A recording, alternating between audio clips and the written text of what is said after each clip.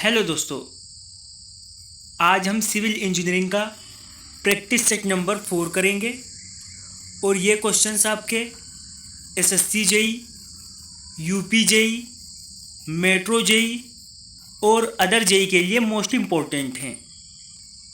पहला क्वेश्चन है, a riveted joint can fail due to. एक रिवेट जॉइंट कैसे फेल हो सकता है? ऑप्शंस आपको दे रखे हैं, टीयरिंग ऑफ प्लेट सिर्फ, या फिर सिर्फ शेयरिंग ऑफ रिवेट से, या बियरिंग ऑफ प्लेट और रिवेट दोनों से, या फिर any of the above. Rivet joint के फेल होने का इनमें से कोई भी एक कारण हो सकता है। ऑप्शन डी आपका सही रहेगा।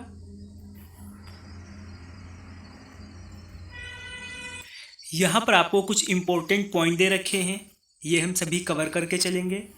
पहला पॉइंट है आपका टेंसाइल फेलियर का। आपके रिवेट जॉइंट में तनन विफलता प्लेटों के फटने के कारण होती है।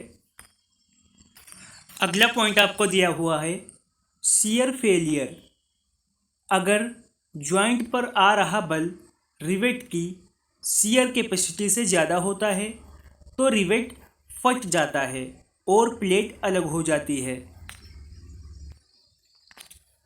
जॉइंट जो होता है वो फेल हो जाता है। इस फेलियर को शियर फेलियर कहा जाता है। फिर आपका लास्ट पॉइंट है बियरिंग फेलियर। बियरिंग फेलियर में क्या होता है, जॉइंट पर आने वाला बल, उसके कारण रिवेट और प्लेट के बीच जो है बियरिंग स्ट्रेस जनरेट होता है।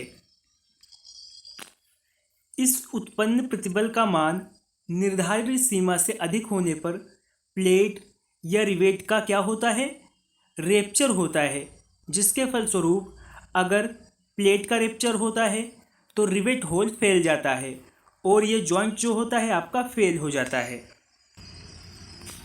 जॉइंट के इस फेलियर को बियरिंग फेलियर कहते हैं। यहाँ पर आपको अदर इम्पोर्टेंट फैक्ट दे रखे हैं।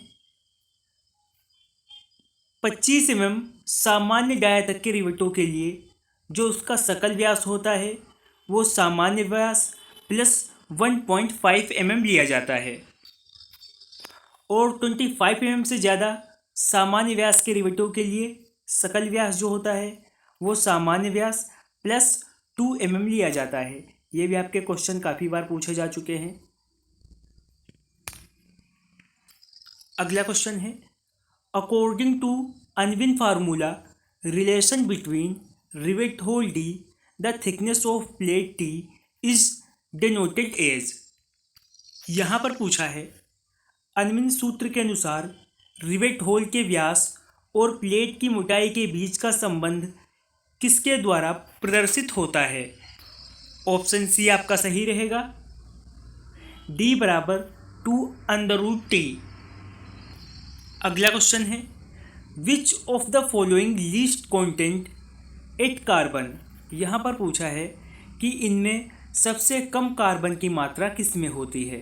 ऑप्शंस आपको दे रखे हैं, mild steel, pig iron, wrought iron या फिर कास्ट आयरन।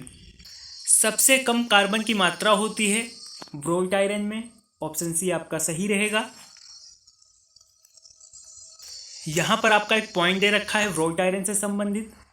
व्रोट आयरन में कार्बन की मात्रा सबसे कम लगभग 0.1.5% होती है। व्रोट आयरन लोहे का सबसे प्योर रूप होता है। ये तन्य होता है, आघात वर्तनीय होता है और चीमड़ होता है। अगला पॉइंट आपका दे रखा है ढलवा लोहे से यानी कास्ट आयरन से। इसमें मुक्त कार्बन की मात्रा 2 से लेकर 4% तक होती है और इसकी तनन क्षमता कम लेकिन संपीड़न क्षमता ज़्यादा होती है।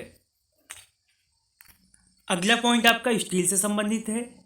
स्टील में लगभग 1.5% कार्बन की मात्रा होती है।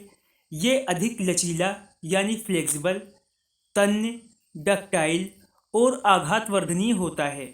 इसमें जंग आसानी से लग जाती है। फिर आपका लास्ट पॉइंट है माइल्ड स्टील से संबंधित।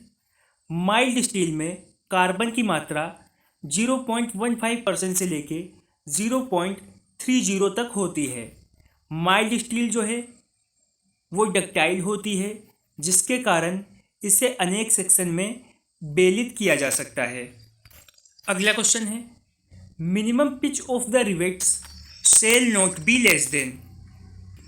क्वेश्चन में पूछा गया है रिवेटों का न्यूनतम अंतराल किससे कम नहीं होना चाहिए। ऑप्शंस आपको दे रखे हैं, 1.5D से कम नहीं होना चाहिए, 2.5D से कम नहीं होना चाहिए, 2.0D से कम नहीं होना चाहिए या फिर 3.0D से कम नहीं होना चाहिए।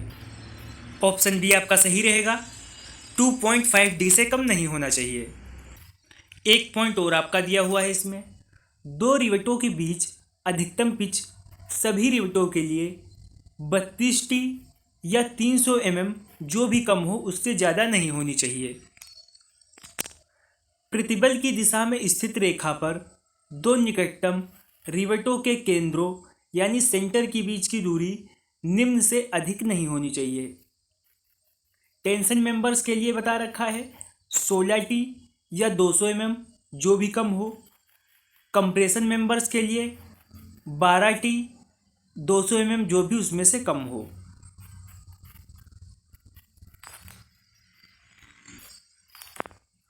आउटर प्लेट के किनारों के समांतर रिवेट रेखा पर स्थित किन्हीं दो क्रमागत रिवेटों के बीच की दूरी 100 mm + 4T या 200 mm जो भी कम हो उससे ज़्यादा नहीं होनी चाहिए।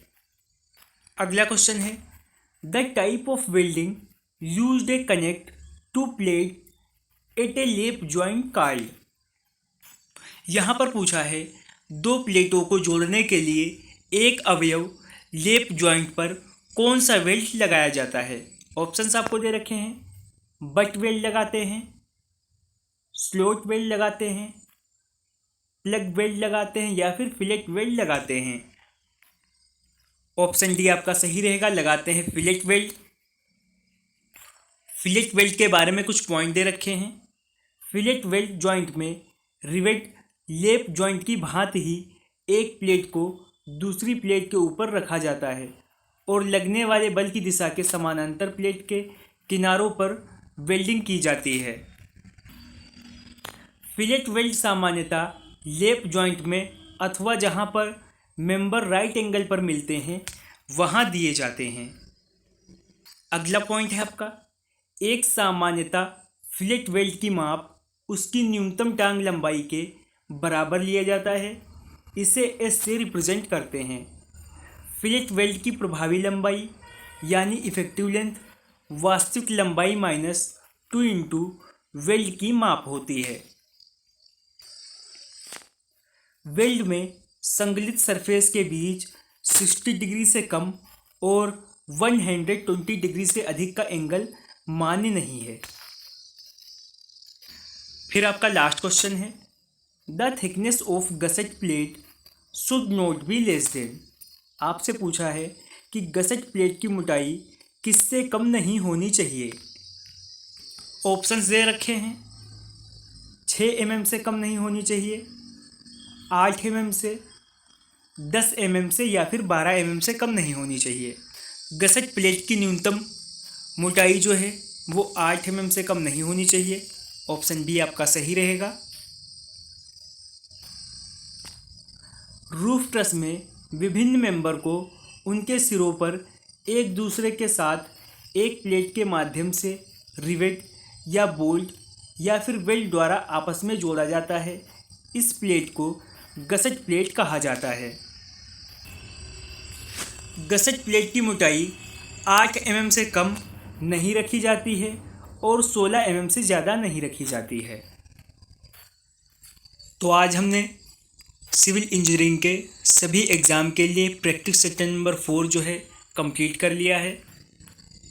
अगर आपको वीडियो पसंद आई है तो वीडियो को लाइक करें, वीडियो को शेयर करें, हमारे चैनल पर नए हैं तो चैनल को सब्सक्राइब करें।